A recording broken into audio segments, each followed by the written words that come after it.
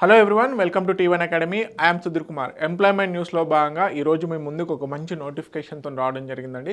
మనకి national highway authority of India ఏదైతే ఉందో దాంట్లో పర్మనెంట్ పోస్టులు అనేవి పడడం జరిగిందండి. సో పర్మనెంట్ పోస్టులకు సంబంధించి డిప్యూటీ మేనేజర్, అదేవిధంగా స్టెనోగ్రాఫర్, ట్రాన్స్లేటర్, ఇలా అకౌంటెంట్కి సంబంధించినటువంటి మంచి నోటిఫికేషన్ అనేది రావడం జరిగింది. సో నోటిఫికేషన్ సంబంధించినటువంటి ఇంపార్టెంట్ డీటెయిల్స్ చూద్దాము. ముందుగా చూసుకున్నట్లయితే మనకి నోటిఫికేషన్ ఎక్కడి నుంచి రావడం జరిగింది? National highway authority of India, ఇది ministry of road and transport highways. మనకి నేషనల్ హైవేస్ బిల్ చేస్తారు కదండి, సో దానికి సంబంధించినటువంటి సంస్థ అన్నమాట.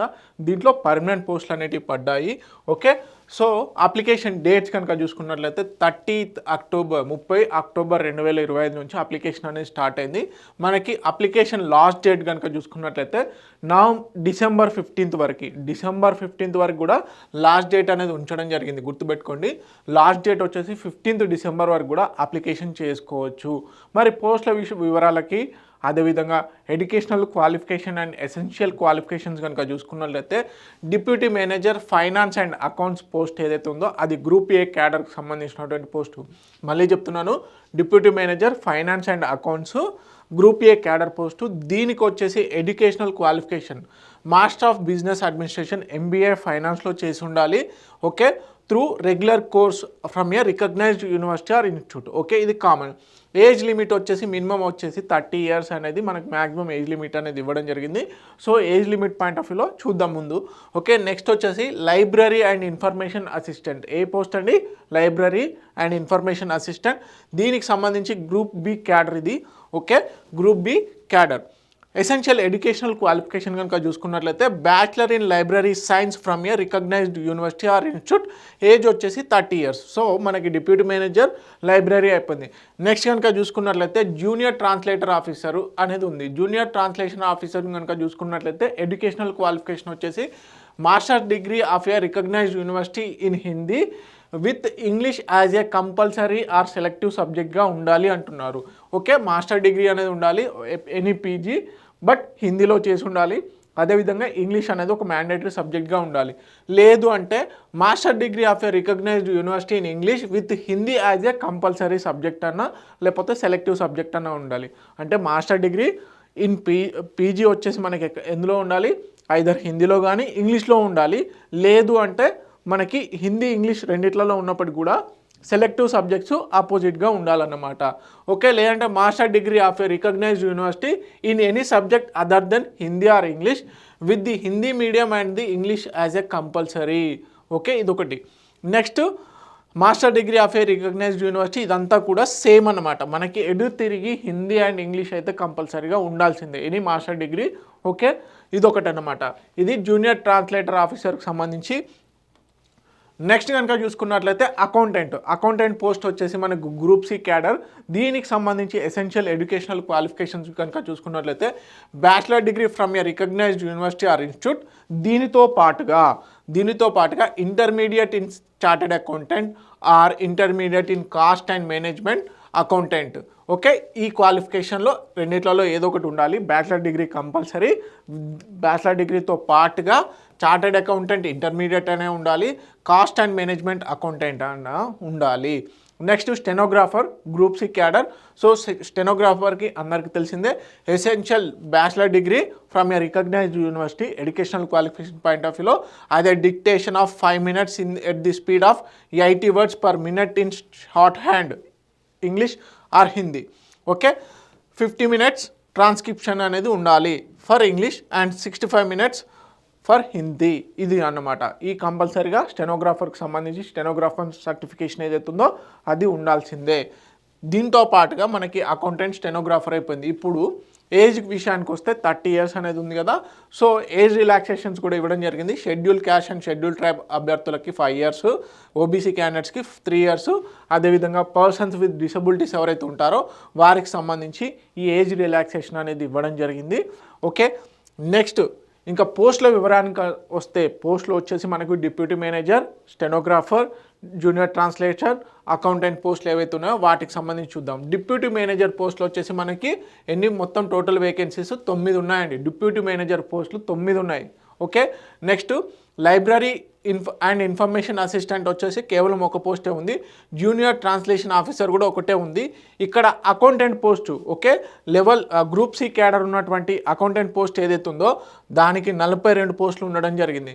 స్టెనోగ్రాఫర్ పోస్ట్ వచ్చేసి 31 ఉండడం జరిగింది. అత్యధికంగా మనకి ఈ పోస్టులు అనేవి ఉండడం జరిగింది. Deputy manager, stenograph accountant and stenograph పోస్టులు ఏవైతే ఉన్నాయో ఇవి వీటికున్నాయి. సో ఎలిజిబిలిటీ పరంగా చూసుకున్నట్లయితే దేశంలోని ప్రతి ఒక్క అభ్యర్థి ఎవరైతే ఉన్నారో ఈ ఎడ్యుకేషనల్ క్వాలిఫికేషన్తో ఇండియన్ సిటిజన్ అయినటువంటి ప్రతి అభ్యర్థి కూడా దీనికి అప్లై చేసుకోవచ్చు. ఇక మనకి ఏ విధంగా సెలెక్ట్ చేస్తారు అంటే ప్రతి పోస్ట్కి ఎగ్జామ్ అనేది ఉంటుంది. కంప్యూటర్ బేస్డ్ టెస్ట్ ఉంటుంది, అదేవిధంగా ఇంటర్వ్యూ ఉంటుంది, దాని తర్వాత సర్టిఫికేట్ వెరిఫికేషన్ ఉంటుంది. దీంట్లో మనకి డిప్యూటీ మేనేజర్ కనుక చూసుకున్నట్లయితే డిప్యూటీ మేనేజర్లో ప్రధానంగా ఏంటి టైర్ 1 అండ్ టైర్ 2 ఉంటుంది. ఓకే, రెండు ఒకటేసారి కండక్ట్ చేస్తారు. ఓకే, దీంట్లో లాజికల్ రీజనింగ్ అండ్ మెంటల్ ఎబిలిటీకి సంబంధించి 10 క్వశ్చన్స్కి 10 మార్కులు, అదేవిధంగా క్వాంటిటేటివ్ ఎబిలిటీస్కి 10, నెక్స్ట్ వచ్చేసి జనరల్ నాలెడ్జ్ వచ్చేసి 10, general verbal ability English language వచ్చేసి 10, నెక్స్ట్ డొమైన్ స్పెసిఫిక్ క్వశ్చన్స్ ఏవైతే ఉన్నాయో అవి 80, మొత్తం 120 క్వశ్చన్స్కి 120 మార్క్స్కి ఎగ్జామ్ అనేది కండక్ట్ చేస్తున్నారు. డ్యూరేషన్ వచ్చేసి 2 అవర్స్ ఉండడం జరిగింది. ఓకే, నెక్స్ట్ వచ్చేసి ఇంటర్వ్యూ పాయింట్ ఆఫ్ వ్యూలో 15 మార్క్స్ అనేది ఉండడం జరిగింది. ఎవరైతే డిప్యూటీ మేనేజర్ ఎడ్యుకేషనల్ క్వాలిఫికేషన్ ఉందో వాళ్ళు కంపల్సరీగా అప్లై చేయండి. ఎందుకంటే చాలా చాలా ఇంపార్టెంట్. అభ్యర్థులు ఏంటంటే ఇప్పుడు స్టేట్ పబ్లిక్ సర్వీస్ కమిషన్కి సంబంధించి నోటిఫికేషన్ లేవు కాబట్టి మీ యొక్క ప్రిపరేషన్ని బూస్టప్ చేసుకోవడానికి, కంటిన్యూటీ ఉంచుకోవడానికి ఇలాంటి పోస్టులని అప్లై చేయండి. ఓకే, నెక్స్ట్ కనుక చూసుకున్నట్లయితే మనకి నెక్స్ట్ లైబ్రరీ అండ్ ఇన్ఫర్మేషన్ అసిస్టెంట్కి సంబంధించి కనుక కంప్యూటర్ బేస్డ్ టెస్ట్ కనుక చూసుకున్నట్లయితే పార్ట్ 1 వచ్చేసి సేమ్ మనకి ఈ విధంగా ఉండడం జరిగింది. 60 మార్క్స్కి కండక్ట్ చేస్తున్నారు. దాంట్లో logical reasoning, quantitative ability, general knowledge and general verbal ability. Next domain specific questions 60, మొత్తం 120 మార్క్స్కి కండక్ట్ చేయడం జరుగుతుంది. 2 అవర్స్. అయితే దీనికి ఇంటర్వ్యూ లేదు. ఎవరైతే మెరిట్ పర్ఫార్మెన్స్ చేస్తారో వారికి మాత్రమే ఈ పోస్ట్ అనేది రావడం జరుగుతుంది through certificate verification. Next junior translation officer కనుక చూసుకున్నట్లయితే మనకి దీంట్లో కూడా 2 పార్ట్స్ ఉండడం జరిగింది. జనరల్ నాలెడ్జ్లో 20 క్వశ్చన్స్ 20 మార్కులకు గాను, logical reasoning, mental ability, quantitative abilities వచ్చేసి 20 మార్కులకు కండక్ట్ చేయడం జరుగుతుంది. అదేవిధంగా డొమైన్ స్పెసిఫిక్ క్వశ్చన్స్ వచ్చేసి 80, మొత్తం 120 క్వశ్చన్స్ ఉండడం జరుగుతుంది 120 మార్క్స్కి. అదేవిధంగా 2 అవర్స్ అనేది డ్యూరేషన్ ఉండడం జరిగింది. నెక్స్ట్ వచ్చేసి మనకి accountant post, the most important. Accountant ఎక్కువగా ఉండడం జరిగింది కాబట్టి వీటికి సంబంధించి చూద్దాము.